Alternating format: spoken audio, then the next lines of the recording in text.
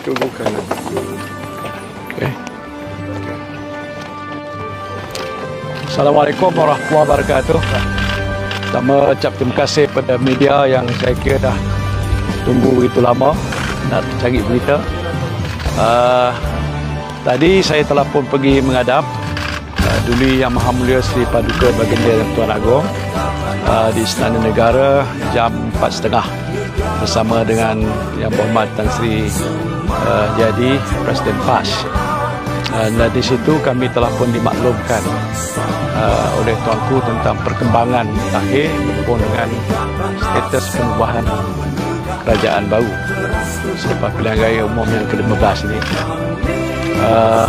Saya nak menjelaskan bahawa semalam kita telah pun menyerahkan ini secara online dokumen-dokumen yang diperlukan oleh pihak Istana Negara, iaitu untuk membuktikan bahawa kami daripada Perikatan Nasional dengan gabungan banyak parti-parti dan ahli-ahli parlimen parti-parti yang lain berjumlah 115 dengan SD, disokong oleh SD, dikemukakan pada pihak Istana Negara. Dan di sini telah pun ada surat akuan penerimaan daripada Datuk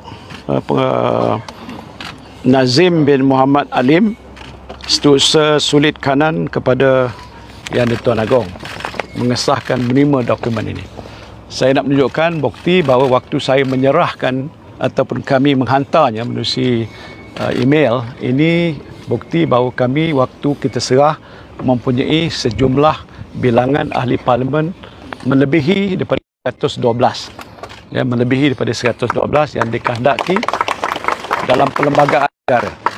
Jadi sebab itu kami yakin kami sewajarnya boleh membentuk kerajaan. Tapi maklumlah bila saya menghadap tadi ada dikatakan yang ini tidak mencukupi. Saya tidak tahu apakah sebab-sebab di sebalik itu, tapi buktinya ada di sini. Itu satu.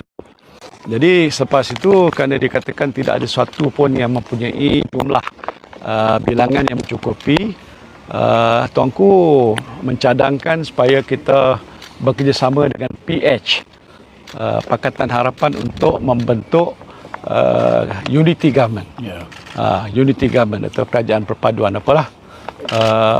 Tetapi kami telah membincang perkara itu sejak awal lagi. Kami tidak akan bekerjasama dengan PH, Pakatan Harapan. Itu pendirian parti kita sejak dulu sampai ke hari ini. Atas tujuan apa sekalipun, unity ke apa semua sekali, kita putus kita tak bersetuju.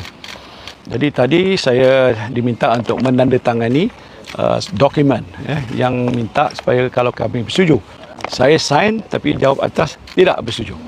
Untuk guru pada sama, memang kita dah sepakat atas sebab-sebab yang kita tahu kenapa kita tak boleh bersama dengan PH. Ini umum orang tahu apa sebabnya. And that is a stand that we have taken for that purpose lah. Jadi itu saja yang saya nak maklumkan. Okay? Okay, thank you. Apa saja peristiwa tadi?